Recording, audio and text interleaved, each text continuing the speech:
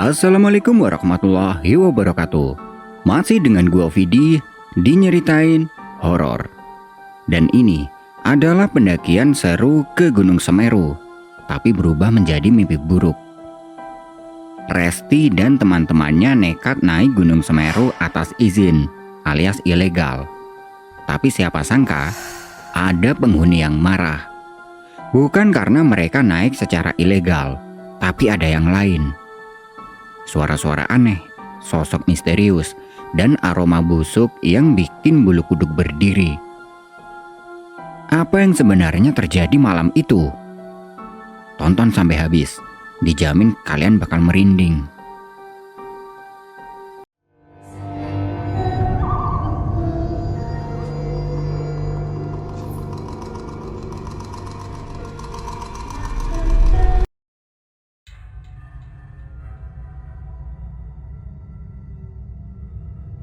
Tahun 2016, sore itu langit mulai berwarna jingga saat Bambang, Danu, Jaka, dan Resti tiba di pos perizinan Gunung Semeru. Angin bertiup pelan, membawa aroma khas dari hutan pegunungan. Mereka duduk di bangku kayu dekat pos, melepas lelah setelah perjalanan panjang dari kota Malang. Pendakian ini sudah mereka rencanakan sejak sebulan lalu. Tapi ada perubahan mendadak di hari-hari terakhir. Awalnya, tim ini terdiri dari Bambang, Danu, Jaka, dan Ferry. Namun, 2 hari sebelum keberangkatan, Ferry membatalkan keikutsertaannya karena ada urusan penting. Sebagai gantinya, Resti yang sudah lama ingin ikut pendakian akhirnya punya kesempatan. Bambang, si pemimpin tim, usianya 26 tahun, paling tua di antara mereka. Badannya tegap dan selalu kelihatan tenang. Dia sudah sering mendaki ke gunung-gunung yang ada di Pulau Jawa. Jadi otomatis dia ditunjuk sebagai leader. Orangnya bijaksana dan gak banyak omong. Tapi sekali berbicara, semua pasti mendengarkan. Kemudian ada Danu, si tukang bercanda. Usianya sekitar 24 tahun, perawakannya cukup tinggi kurus dengan wajah sedikit tengil. Dia selalu membawa suasana ceria, meskipun kadang dia suka ngeselin. Tapi di balik sifat konyolnya, dia sebenarnya cukup andal dalam navigasi jalur pendakian. Terus ada Jaka, si pendiam dan misterius. Usianya 25 tahun, dengan kulit sawo matang dan mata tajam. Dia jarang berbicara, kecuali kalau benar-benar perlu. Tapi, kalau sudah turun tangan, dia bisa diandalkan. Jaka ini orangnya juga paling jago masak di antara mereka. Di setiap pendakian, dia yang sering mengurus logistik makanan. Yang terakhir ada Resti, satu-satunya cewek di tim ini. Umurnya 23 tahun, berambut panjang dan selalu membawa ransel lebih besar dari badannya. Semangatnya gak pernah luntur kalau soal mendaki. Meskipun sering gagal ikut gara-gara kerjaan, kali ini karena dapat libur dia gak mau menyia-nyiakan kesempatan. "Yakin kamu kuat, Res?" tanya Danu sambil menurunkan ranselnya. "Yaelah Nu, ini bukan pertama kali aku naik gunung," jawab Resti sambil melipat tangan di dadanya, menatap Danu dengan tatapan menantang. Bambang cuma tersenyum kecil, sedangkan Jaka tetap diam, sibuk mengecek perlengkapan. Memang, Resti ini satu-satunya cewek di grup ini, tapi mereka tahu kalau dia nggak bisa diremehin gitu aja. Suasana di pos perizinan sangat ramai. Ada banyak kelompok pendaki lain yang juga bersiap untuk naik. "Besok pagi kita start ya. Sekarang kita cari tempat buat istirahat dulu," kata Bambang memastikan semua sudah paham dengan rencana mereka. Mereka mengangguk setuju. Langit semakin gelap, menandakan malam akan segera tiba. Pendakian ini terasa sedikit berbeda dari biasanya. Entah karena kehadiran Resti atau ada firasat lain yang belum bisa mereka pahami. Yang jelas, perjalanan ini baru saja akan dimulai. Sore itu, pos perizinan Gunung Semeru sudah ditutup. Mau tidak mau, Bambang, Danu, Jaka, dan Resti harus menunggu besok pagi untuk mengurus Simaksi. Yang bikin mereka kaget, ternyata tempat ini penuh sesak dengan pendaki. Rupanya, libur panjang setelah hari raya menarik banyak orang untuk mendaki. Tenda-tenda berdiri di mana-mana, dari halaman pos sampai area Danau Ranupani. Suasana di sini sudah kayak pasar malam. Orang hilir mudik, suara tawa terdengar di mana-mana, dan aroma makanan dari warung-warung kecil makin menambah keramaian.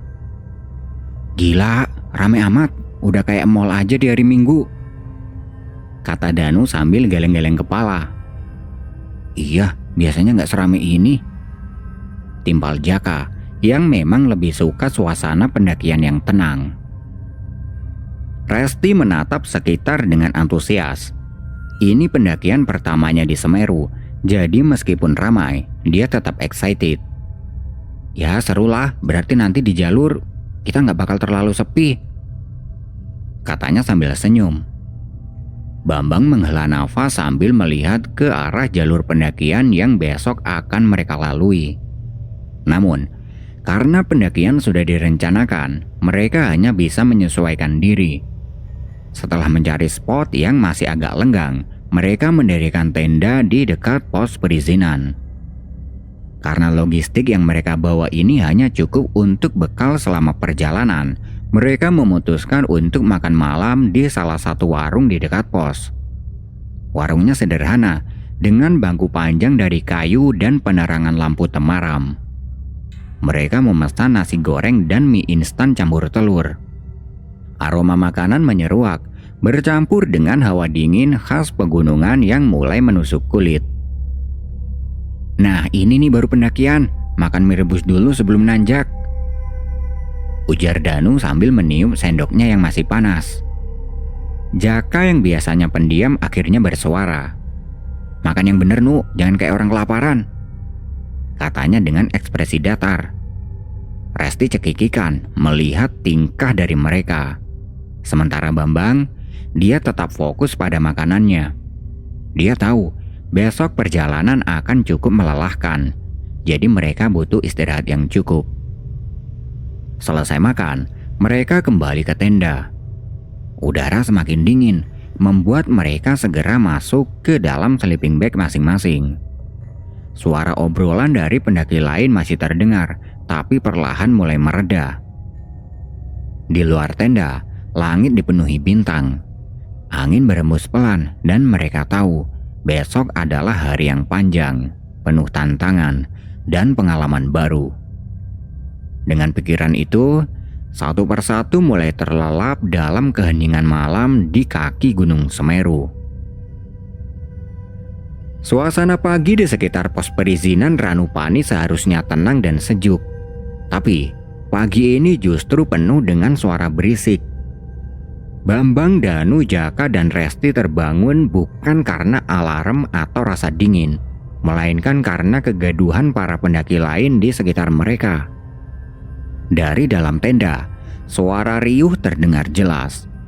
Ada yang ngobrol, ada yang sibuk berkemas, bahkan ada yang terdengar mengeluh. Apaan sih ramai banget? Gerutu Jaka dengan suara serak, masih setengah sadar. Danu yang tidur di sebelahnya mengeliat malas. Astaga, kayak pasar kaget, katanya sambil menguap. Resti sudah lebih dulu keluar dari tendanya sendiri. Begitu melihat antrian panjang di depan pos perizinan, matanya langsung melebar.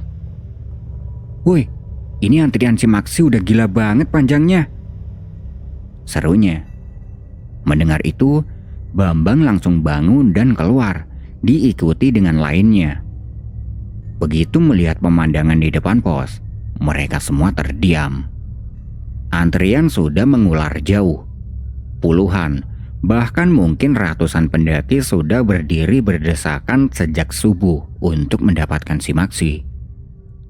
Sial, kita harus ngantri juga kalau mau naik, kata Bambang dengan nada serius. Tanpa banyak omong, mereka segera merapikan tenda, mengemasi barang-barang, dan bergabung dalam antrian yang terasa seperti antrean konser band terkenal. Waktu berjalan lambat, matahari mulai naik, menyinari wajah-wajah para pendaki yang semakin lelah menunggu giliran. Danu yang biasanya ceria mulai terlihat bosan. Aku kira naik gunung itu adventure, bukan ngantri kayak mau beli tiket di bioskop, keluhnya. Resti menyandarkan kepala di ranselnya. Aku udah lapar lagi nih, tadi cuma makan roti doang. Jaka yang sejak tadi diam menoleh ke arah pos. Matanya menyipit, mendengar sesuatu dari barisan depan. Kayaknya ada yang ribut di depan. Mereka semua langsung pasang telinga. Beberapa pendaki yang berada di depan antrean mulai mengeluh dengan suara keras. "Hah? Ditutup? Nggak bisa gitu dong, kita udah ngantri lama." Bambang langsung berdiri tegak. "Jangan bilang." Tidak lama kemudian, seorang pendaki dari depan antrean berjalan ke belakang sambil berbicara dengan suara kesal. "Pendakian buat hari ini ditutup, kuotanya udah penuh." Sekejap, suasana berubah. Beberapa pendaki kecewa, ada yang protes, ada yang langsung pasrah. Sementara itu, Bambang, Danu, Jaka, dan Resti hanya bisa saling pandang dengan ekspresi yang tidak percaya. Mereka sudah merencanakan pendakian ini selama sebulan. Sudah datang jauh-jauh, sudah ngantri berjam-jam. Dan sekarang, mereka dilarang naik. Danu akhirnya bersuara. "Astaga, ini pendakian paling absurd yang pernah aku ikutin." Setelah kabar buruk itu, Bambang, Danu, Jaka, dan Resti terduduk lemas di depan bangunan area istirahat. Mereka bukan satu-satunya yang kecewa. Banyak pendaki lain yang bernasib sama. Beberapa dari mereka bahkan sudah 2 hari menunggu kuota, tapi tetap tidak bisa naik.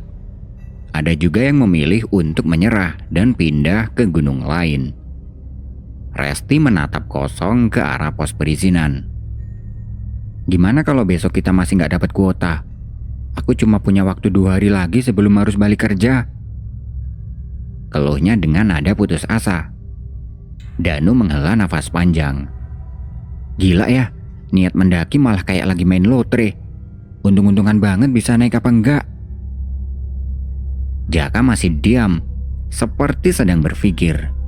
Sementara Bambang terlihat lebih serius dari biasanya. Dia memandangi gerbang jalur pendakian yang tidak jauh dari tempat mereka duduk. Beberapa menit kemudian, Bambang berdiri. Dengan langkah santai, dia berjalan ke arah gerbang pendakian, memperhatikan sekeliling dengan seksama. Anehnya, tidak ada penjaga di sana. Sepertinya petugas lebih fokus di pos perizinan, mengurus antrian pendaki yang masih menunggu kuota. Bambang kembali ke teman-temannya. Dia menarik napas dalam, lalu berkata pelan namun tegas.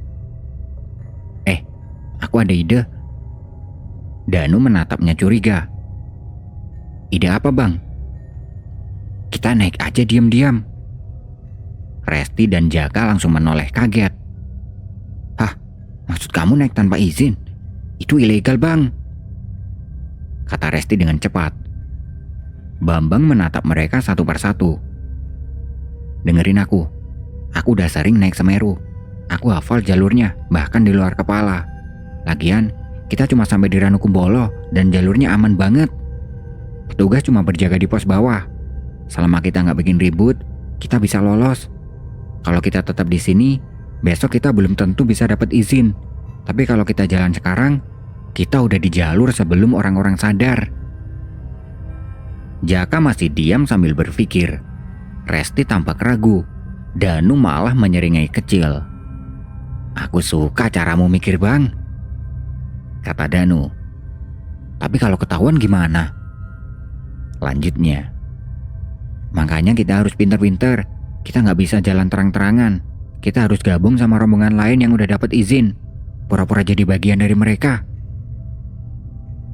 Mereka saling bertatapan. Keputusan ini gila. Mereka tahu Mendaki tanpa izin adalah pelanggaran. Tapi di sisi lain, kesempatan mereka untuk naik lewat jalur resmi sangat kecil.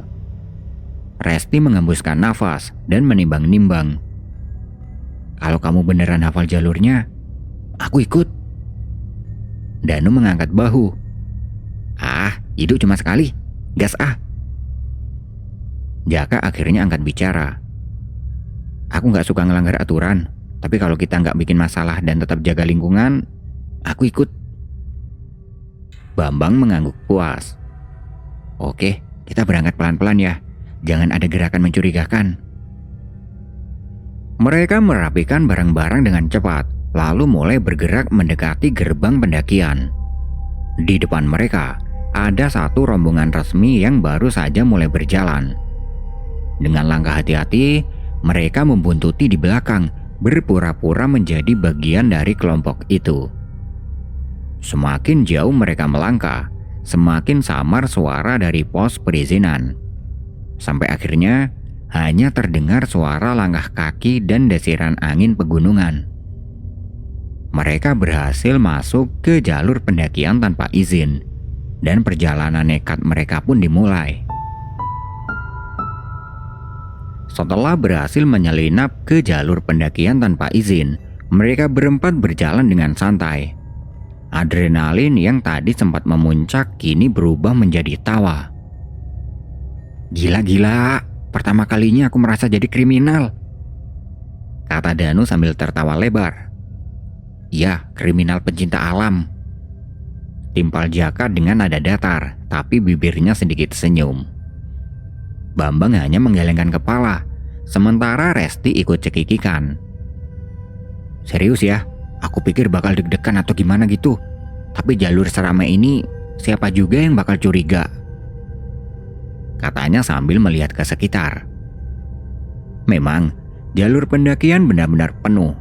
Pendaki berlalu lalang, ada yang berjalan santai, ada yang ngos-ngosan, ada juga yang sibuk mengobrol.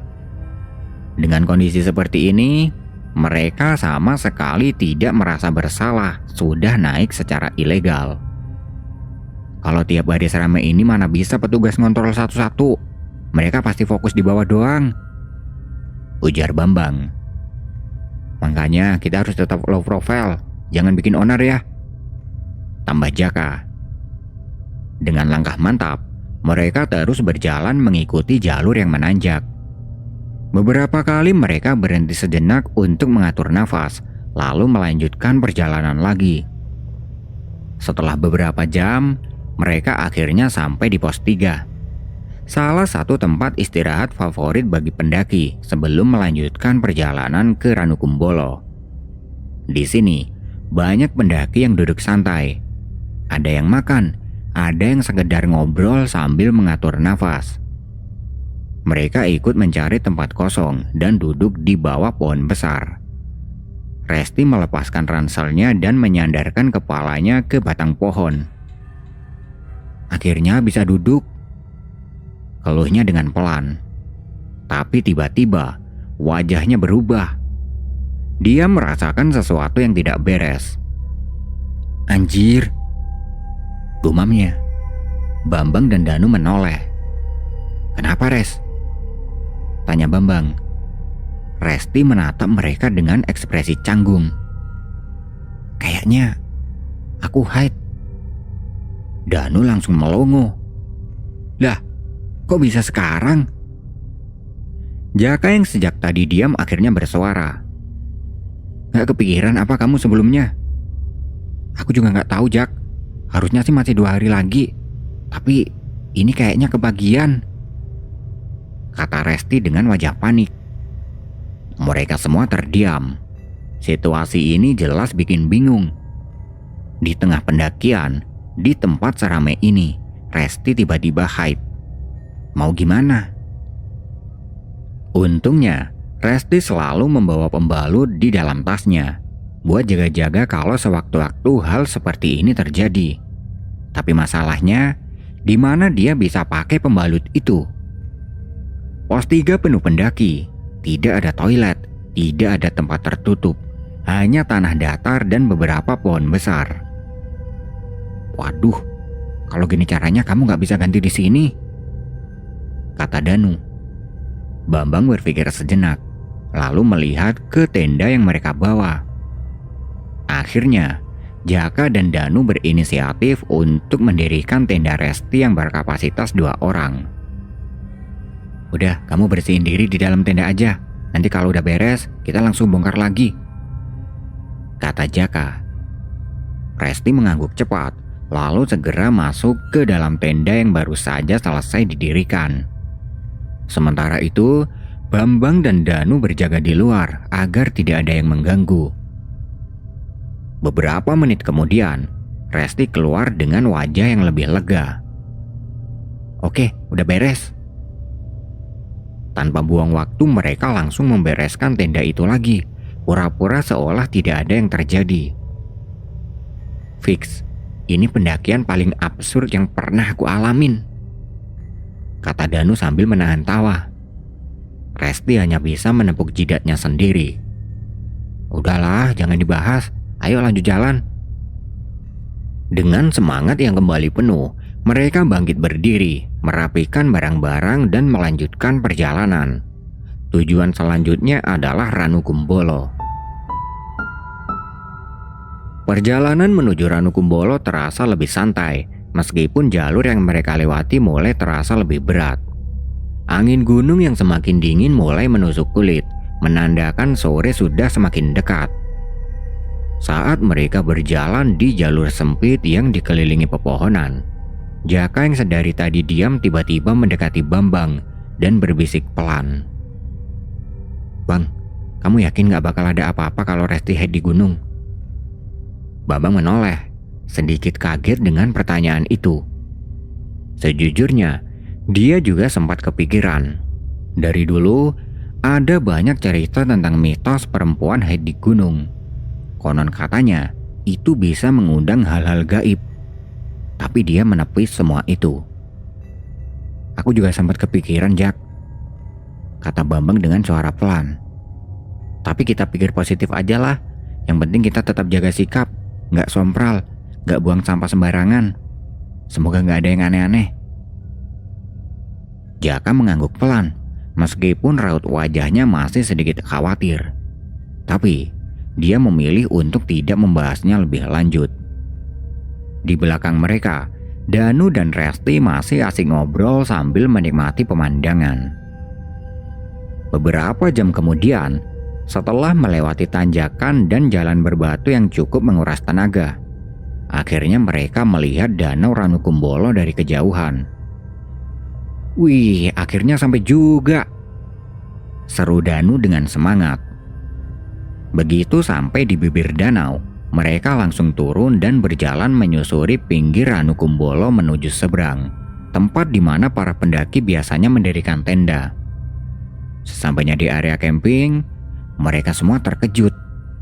Tenda pendaki sudah hampir memenuhi seluruh area, berjejer dengan warna-warni mencolok. Suasana di sini benar-benar ramai.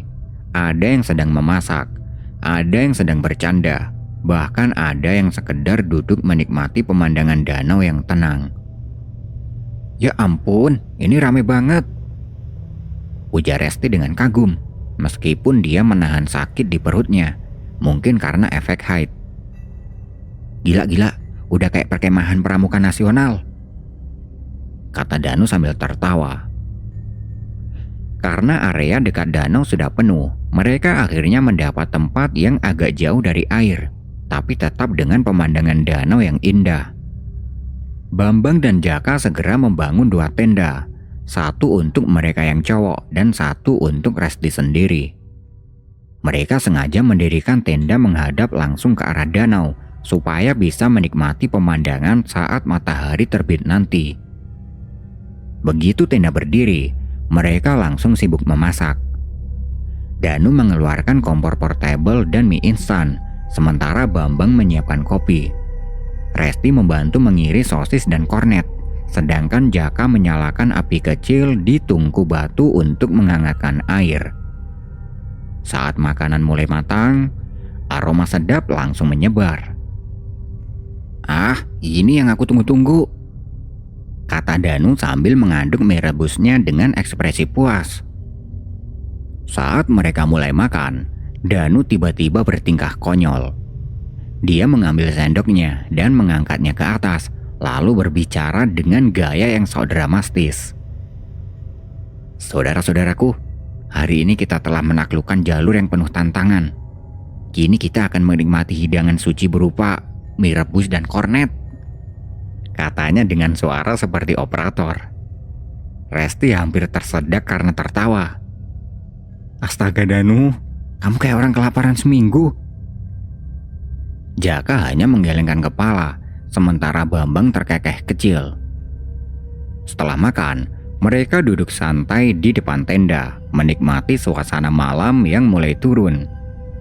Langit mulai gelap, tapi taburan bintang mulai bermunculan satu persatu.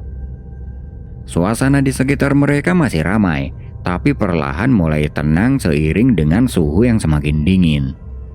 Mereka belum tahu bahwa malam ini sesuatu yang tidak terduga akan terjadi.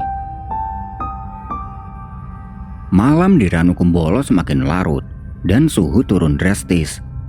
Dingin yang menusuk tulang membuat mereka semua merapatkan jaket lebih erat. Angin berembus pelan, membawa suara-suara samar dari para pendaki yang masih terjaga. Resti menggigil sedikit, meskipun sudah memakai jaket tebal dan kupluk. Dia merasa tidak nyaman, bukan hanya karena dingin, tapi juga karena sesuatu yang lain. Dia butuh mengganti pembalutnya. Aku ke belakang sebentar ya, katanya sambil berdiri dari duduknya. Danu yang sedang menyeruput kopi langsung menoleh. Mau ke toilet? Aku anterin deh. Resti cepat-cepat menggeleng. Gak usah, aku bisa sendiri kok. Yakin? Jangan jauh-jauh, udah malam. Iya tenang aja, aku cuma ke tempat yang biasa dipakai pendaki buat buang air kok. Jawab Resti sambil tersenyum. Jaka dan Bambang saling pandang, tapi akhirnya membiarkan Resti pergi sendiri. Resti berjalan melewati beberapa tenda lain. Kebanyakan pendaki sudah masuk ke dalam tenda masing-masing. Hanya beberapa yang masih duduk di luar, mengobrol pelan sambil menikmati kopi hangat. Dia sampai di tempat yang biasa digunakan pendaki untuk buang air. Sebuah ruangan sederhana yang tertutup kayu, tanpa penerangan yang layak. Dengan senter kecil di tangannya, dia masuk ke dalam. Di dalam, udara terasa lebih dingin. Dengan cepat dia mengganti pembalutnya. Setelah selesai, dia menoleh ke kantung plastik yang sudah terisi pembalut bekas. Harusnya, sampah seperti ini tidak boleh dibuang sembarangan. Tapi dia merasa malas membawanya kembali ke tenda. Lagi pula, kantong plastiknya cukup kecil dan dia pikir tempat ini sudah cukup jauh dari area camp. Tanpa berpikir panjang, dia membuangnya di belakang tempat itu, menutupinya dengan sedikit tanah dan dedaunan, lalu buru-buru pergi dari sana. Begitu dia keluar, suasana di sekitar terasa lebih sepi dari sebelumnya. Dari tadi, dia tidak sadar kalau bulu kuduknya berdiri. Dia menoleh ke kanan dan kiri. Tidak ada siapa-siapa, hanya deretan tenda yang berdiri berjajar. Beberapa masih menyala dari dalam karena lampu senter pendaki. Tapi entah kenapa, dia merasa tidak sendirian. Merasa tidak nyaman, Resti mempercepat langkahnya kembali ke tenda. Begitu sampai, dia langsung bergabung dengan yang lain yang masih duduk di luar, menikmati malam dengan secangkir kopi hangat di tangan. Udah selesai? Tanya Bambang. Resti mengangguk. Iya, dingin banget di luar. Mereka lanjut ngobrol sebentar. Tapi karena suhu semakin dingin, akhirnya sepakat untuk segera tidur. Oke fix, kalau kita kelamaan di luar, kita bisa berubah jadi es batu, kata Danu sambil menggigil. Mereka semua masuk ke dalam tenda masing-masing. Resti masuk ke tenda sendiri, lalu merapatkan sleeping bag-nya. Sebelum tidur, dia merasa sedikit gelisah. Ada sesuatu yang mengganjal di dalam pikirannya, tapi dia tidak tahu apa. Di luar, angin berembus pelan, dan di tempat Resti tadi membuang pembalutnya, suara dedaunan bergeser perlahan, seolah ada sesuatu yang sedang bergerak di sana. Suasana malam di Ranukumbolo begitu sunyi. Hanya terdengar suara angin yang sesekali berhembus di antara tenda-tenda yang berdiri berjajar. Langit dipenuhi bintang, dan danau di depannya tampak begitu tenang, seolah menyembunyikan sesuatu di kedalamannya.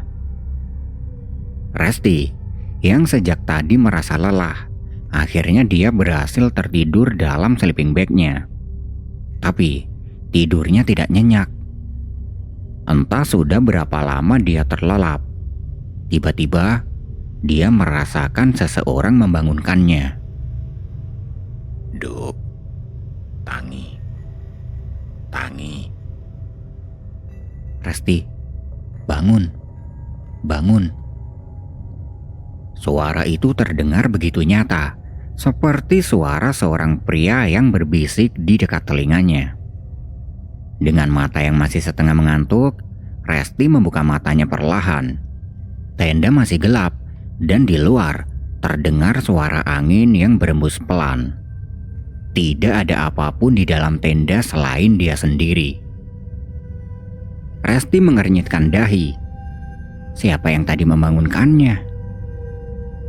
Merasa masih mengantuk, dia membalikkan badan dan mencoba tidur lagi. Namun, belum sempat dia benar-benar terlelap, suara itu kembali terdengar. Kali ini lebih jelas dan mendesak. Duk, Tangi saiki. Resti, bangun sekarang. Seakan ada seseorang yang berbisik tepat di telinganya. Resti terbangun dengan keringat dingin mulai membasahi dirinya. Dengan nafas yang sedikit memburu, dia mendengar sesuatu dari luar tendanya. Bukan suara angin, bukan suara pendaki lain yang bercanda atau mengobrol. Suara itu terdengar seperti banyak orang yang berbicara dengan bahasa yang aneh. Resti terdiam, mencoba menangkap kata-kata yang mereka ucapkan. Tapi tidak bisa. Bahasa itu asing, seperti bukan bahasa manusia biasa. Karena penasaran, dia membuka sedikit resleting tenda secara perlahan. Begitu celah tenda terbuka, matanya langsung menatap sosok pria yang duduk di depan tendanya, menatap lurus ke arah danau. Pria itu mengenakan jaket pendaki dan headlamp di kepalanya yang tidak menyala. Dia tampak tenang, tapi ada sesuatu yang membuat Resti merasa tidak nyaman.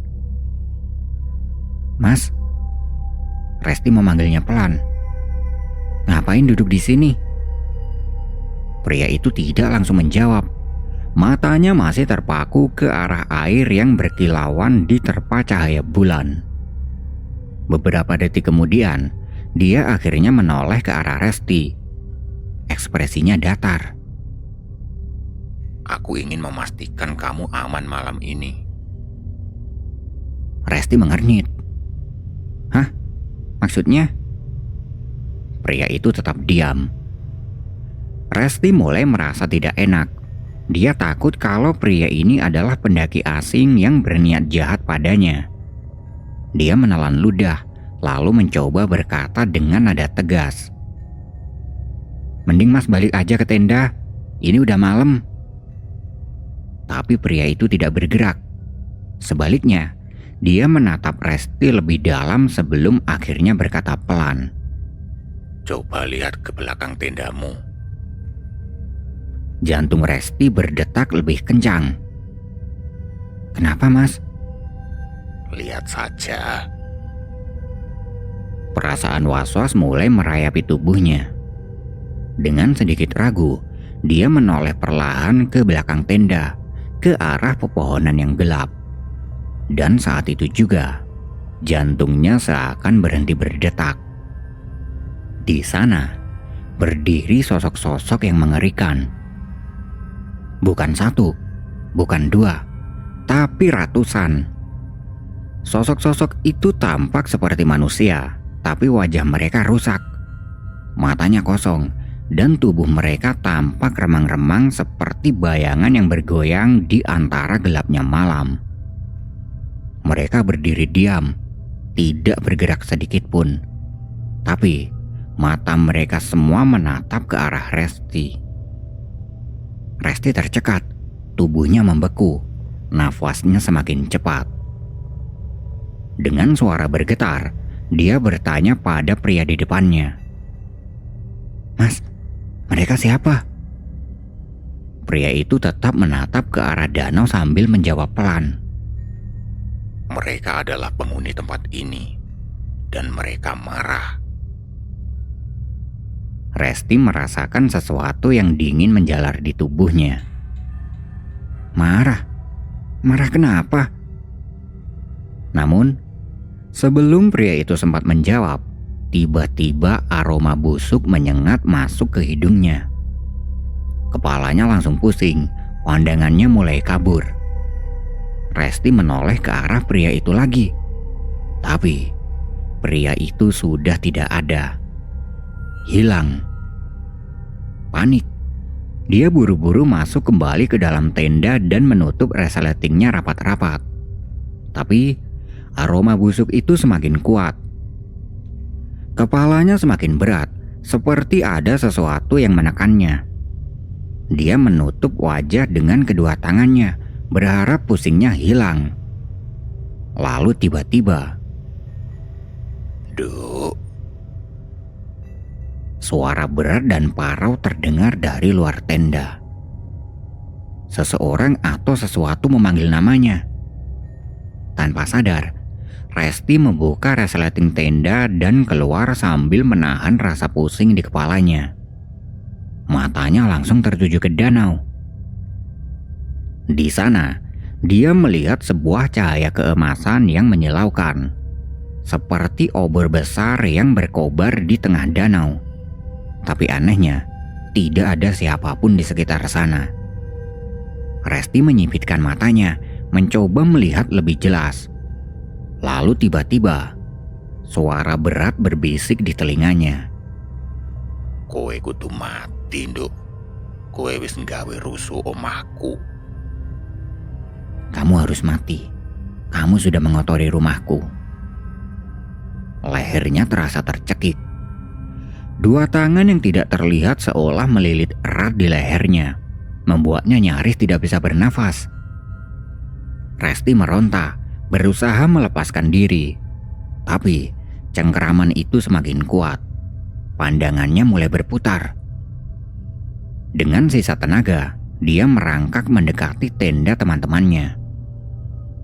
"Tolong! Tolong!"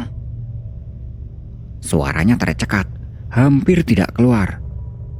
Sebelum akhirnya, dia berhasil menyentuh tenda teman-temannya.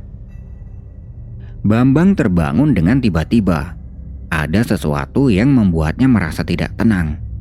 Matanya masih mengantuk, tapi telinganya menangkap suara aneh dari luar tenda. "Tolong! Tolong!" Suara itu lirih, hampir tidak terdengar. Tapi telinganya cukup jeli untuk mengenali bahwa suara itu berasal dari Resti. "Danu, Jaka, bangun!" Bambang langsung mengguncang tubuh kedua temannya yang masih terlelap. "Apaan sih, Bang?" Jaka menggerutu, masih setengah sadar. "Aku dengar suara Resti." Danu yang lebih cepat sadar langsung bangun. "Serius kamu, Bang? Coba kita cek." Tanpa berpikir panjang, Bambang membuka resleting tenda mereka dan keluar. Begitu tenda terbuka, pemandangan yang mereka lihat membuat darah mereka langsung berdesir. Resti berada di luar tenda dalam kondisi kesakitan. Wajahnya pucat pasi, bibirnya membiru, dan nafasnya memburu, seakan-akan dia baru saja dikejar sesuatu. Mata Resti melotot ke atas, Tubuhnya kaku seperti baru saja mengalami kejadian yang sangat mengerikan. Bambang, Jaka, dan Danu panik. "Resti, kamu kenapa?" seru Bambang sambil buru-buru menghampirinya. Resti tidak menjawab, bibirnya hanya bergetar pelan, sementara matanya masih menatap kosong ke langit. "Astaga, dia kedinginan parah." Danu langsung menyentuh tangan Resti yang begitu dingin. "Jangan-jangan dia kena hipotermia. Kita angkat dia masuk ke dalam tenda dulu," ujar Jaka. Tanpa membuang waktu, mereka bertiga mengangkat tubuh Resti yang lemas dan membawanya ke dalam tenda. Bambang dan Jaka segera membungkus tubuh Resti dengan sleeping bag mereka bertiga. Sementara Danu, dengan sigap dia menyalakan kompor untuk membuat air hangat. Resti masih belum bisa bicara, bukan karena dia tidak mau, tapi karena tidak bisa. Lehernya masih terasa seperti ada sesuatu yang mencekik. Beberapa menit sudah berlalu. Setelah diberi air hangat dan tubuhnya mulai sedikit menghangat, Resti akhirnya bisa bicara dengan suara yang sangat lemah. Aku bakal mati di sini." Bisiknya nyaris tidak terdengar. Bambang, Jaka, dan Danu saling berpandangan. "Maksud kamu apa, Res? Siapa yang mau ngebunuh kamu?" tanya Bambang dengan nada khawatir. Resti tidak langsung menjawab. Dia masih terengah-engah, tapi dari sorot matanya yang ketakutan, mereka tahu dia mengalami sesuatu yang sangat buruk. Bambang mencoba berpikir jernih. Tiba-tiba, sebuah pemikiran terlintas di kepalanya. Resti haid di gunung ini, dan semua orang tahu itu adalah pantangan besar. Sebelum Bambang sempat mengungkapkan isi pikirannya, suara langkah kaki terdengar dari luar tenda. Tap, tap, tap. Seseorang sedang berjalan mendekati tenda. Lalu, bayangan seseorang tampak di depan tenda. Seorang pria. Pendaki itu mengenakan jaket tebal dan headlamp yang tidak menyala. Bambang, Jaka, dan Danu refleks langsung siaga. Pendaki itu berdiri diam di depan tenda, tidak mengatakan apa-apa. Hanya berdiri di sana, menatap mereka. Bambang menelan ludah, lalu dengan hati-hati dia bertanya, "Mas, ada apa ya?" Pendaki itu tidak menjawab. Sebaliknya, dia mengulurkan sesuatu ke arah Bambang. Sebuah kantong plastik bening. Bambang ragu-ragu menerimanya. Kantong itu terasa lembab. Begitu dia menengok isinya, mata Bambang langsung melebar. Di dalam plastik itu ada pembalut kotor, pembalut bekas. Danu dan Jaka yang melihatnya langsung merinding. Bambang menatap pendaki itu dengan wajah kebingungan. "Mas, ini apa?" Pendaki itu tetap tidak menunjukkan ekspresi apapun. Dengan suara rendah dan dingin, dia hanya berkata, "Simpan barang ini dan bawa turun kembali. Temanmu akan baik-baik saja." Setelah berkata demikian, pendaki itu berbalik dan pergi begitu saja. Bambang, Jaka, dan Danu tidak bisa berkata apa-apa. Mereka hanya saling menatap dalam kebingungan dan ketakutan. Dari mana pendaki itu mendapatkan pembalut ini? Apakah ini milik Resti? Tidak ada yang tahu, tapi mereka tidak mau mengambil resiko. Tanpa banyak bertanya, Bambang segera menyimpan plastik itu. Beberapa saat kemudian, Resti mulai terlihat lebih tenang. Meskipun tubuhnya masih lemas, nafasnya perlahan kembali normal. Jaka menggigit bibirnya, berusaha memahami apa yang baru saja terjadi. Gila, ini beneran gara-gara itu. Danu menelan ludah. Aku gak mau mikir macam-macam, tapi kayaknya kita harus turun besok pagi. Bambang mengangguk mantap. Ya setuju, kita nggak boleh main-main lagi. Besok kita langsung turun. Malam itu, meskipun tubuh mereka ada di dalam tenda, pikiran mereka tidak tenang. Di luar, angin berembus pelan, dan di kejauhan, terdengar suara samar seperti orang-orang yang sedang berbisik. Suasana di dalam tenda sedikit tenang. Resti yang tadinya pucat dan lemas sudah mulai membaik. Dia kini duduk bersandar di dalam sleeping bag, meminum teh hangat yang dibuat oleh Danu. Tangannya masih sedikit gemetar, tapi wajahnya sudah tidak seputih mayat seperti tadi. Bambang duduk di depannya, mengeluarkan kantung plastik yang diberikan oleh pendaki misterius tadi. Resti, Bambang berbicara dengan nada hati-hati.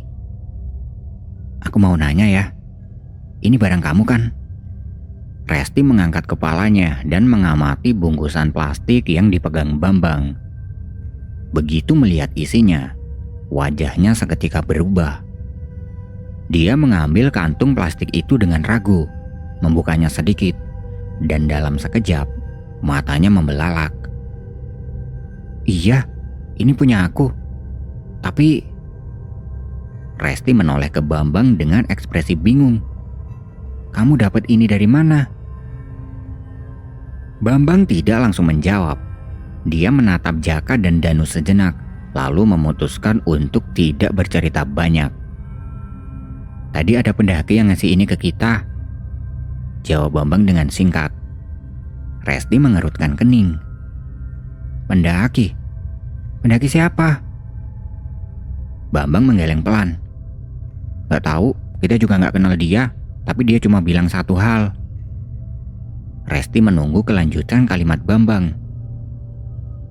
Bambang menelan ludah sebelum melanjutkan. Dia bilang kita harus nyimpen barang ini dan dibawa turun. Setelah itu kamu akan baik-baik aja. Resti semakin bingung. Tapi ini tadi udah aku buang, kenapa bisa ada di sini lagi? Hening. Bambang, Jaka, dan Danu saling berpandangan. Mereka baru menyadari satu hal. Resti membuang pembalutnya di gunung ini. Dan sekarang dia mengalami kejadian aneh. Jaka mengusap wajahnya dengan kasar.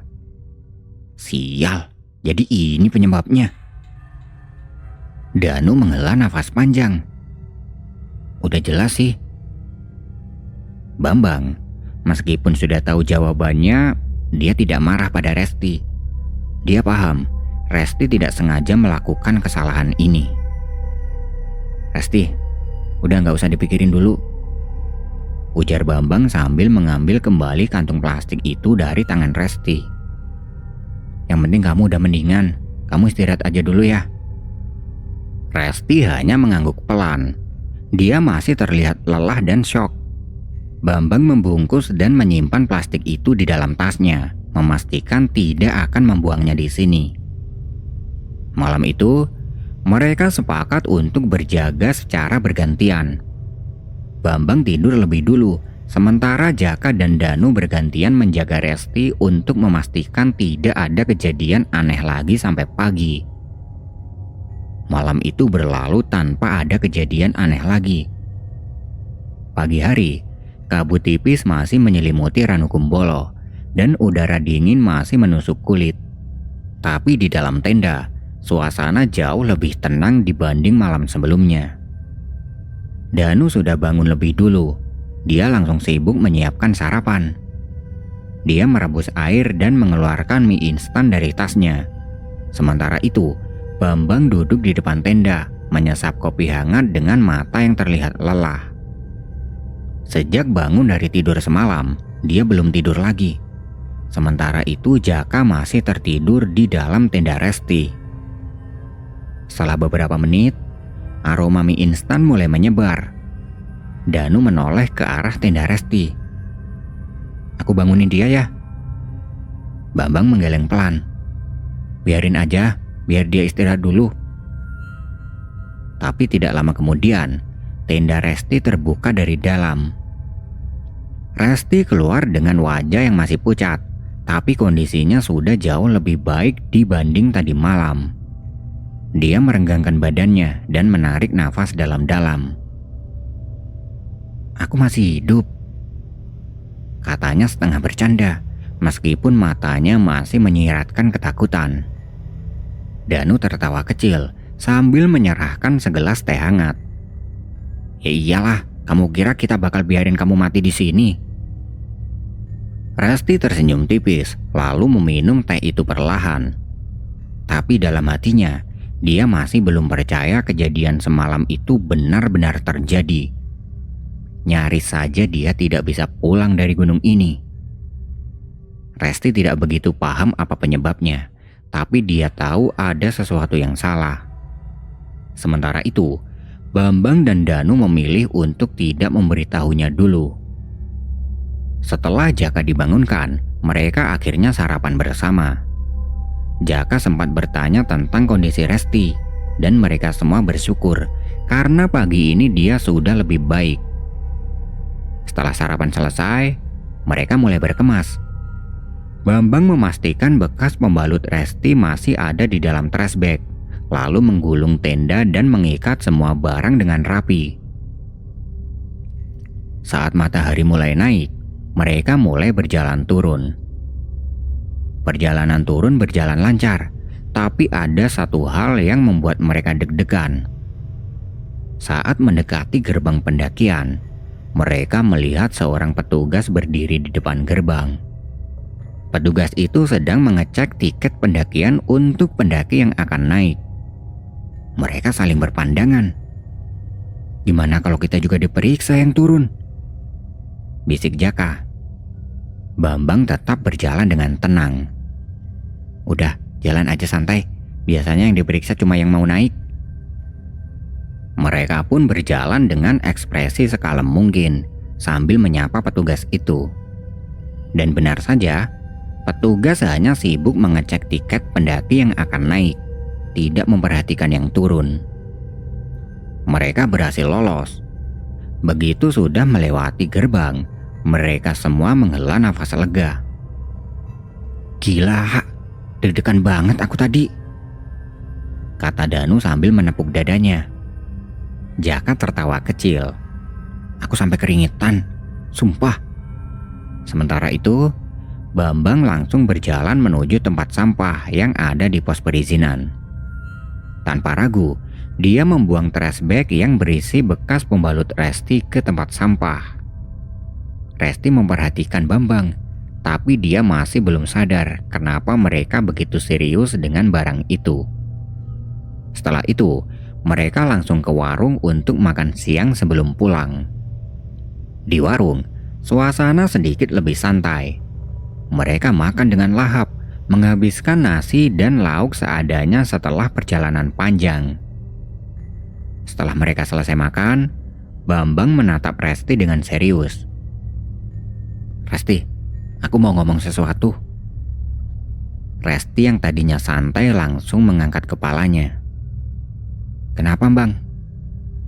Bambang menghela nafas pelan. "Kamu sadar nggak, kenapa semalam kamu hampir mati?" Resti terdiam. Dia sebenarnya sudah curiga, tapi dia masih belum tahu jawaban pastinya. Danu ikut menimpali. "Itu karena kamu buang pembalut sembarangan di gunung ini." Resti langsung terkejut. "Hah? Serius?" Jaka mengangguk. "Gak cuma mitos, Resti. Itu beneran, makanya kamu kena." Resti terdiam lama. Dia merasa bersalah. Aku gak sengaja. Aku gak tahu kalau itu bisa bikin kayak gini. Aku benar-benar gak ada niat buat ngelanggar aturan." Bambang menepuk bahunya dengan pelan. "Aku tahu, makanya kita gak marah. Tapi ini jadi pelajaran buat kamu ya. Andai saja kamu terjadi apa-apa semalam, kita bakal kena masalah double, termasuk kita gak izin." Resti mengangguk pelan. "Iya, aku gak akan ngulangin ini lagi. Maaf ya, kalau naik gunung lagi, aku bakal lebih hati-hati." Bambang tersenyum tipis. Bagus. Setelah itu mereka tidak membahasnya lagi. Mereka menikmati makan siang mereka, lalu bersiap untuk pulang ke rumah masing-masing, membawa pelajaran berharga dari pendakian ini. Dan yang paling penting, mereka semua pulang dengan selamat. Nah, itu tadi adalah sebuah kisah horor yang bisa aku sajikan ke kalian semua. Buat yang masih stay, aku ucapin terima kasih. Dan tunggu kisah horor selanjutnya.